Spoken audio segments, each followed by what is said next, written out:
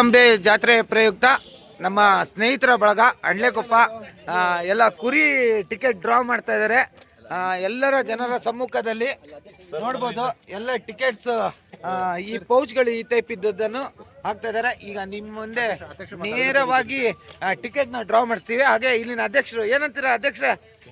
ಸೂಪರಾ? ಎಷ್ಟು ಕುರಿ ಇಟ್ಟಿದ್ದೀರಾ? 2 ಕುರಿ 1 ಕೋಳಿ. ಎಲ್ಲಿದೆ ಕುರಿ?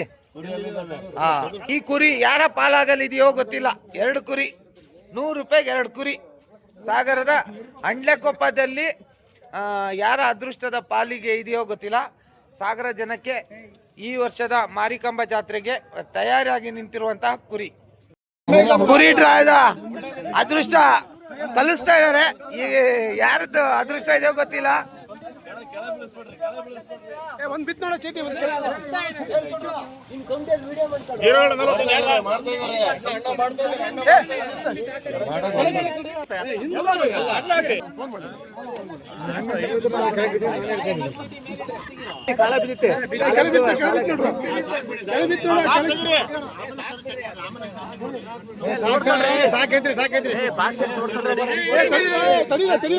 ಅದೃಷ್ಟ ಯಾರ ಪಾಲಿದೆ ನೋಡೋಣ.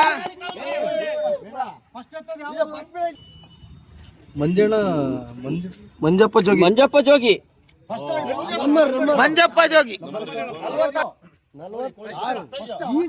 ಒಂದ್ ಕೋಳಿ ಒಂದ್ ಕುರಿ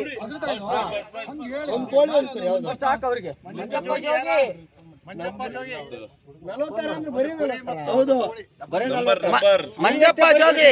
ಈಗ ಮತ್ತೊಂದು ಕುರಿ ಅಡ್ರ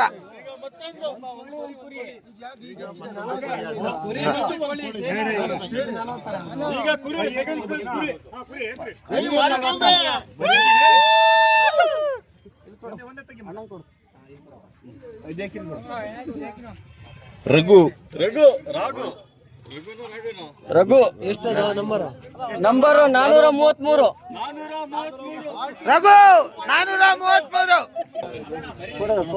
ಫೋನ್ ಮಾಡಿ ಬಹುಮಾನ ಕುರಿ ಕೊಡ್ತಾ ಇದ್ದಾರೆ.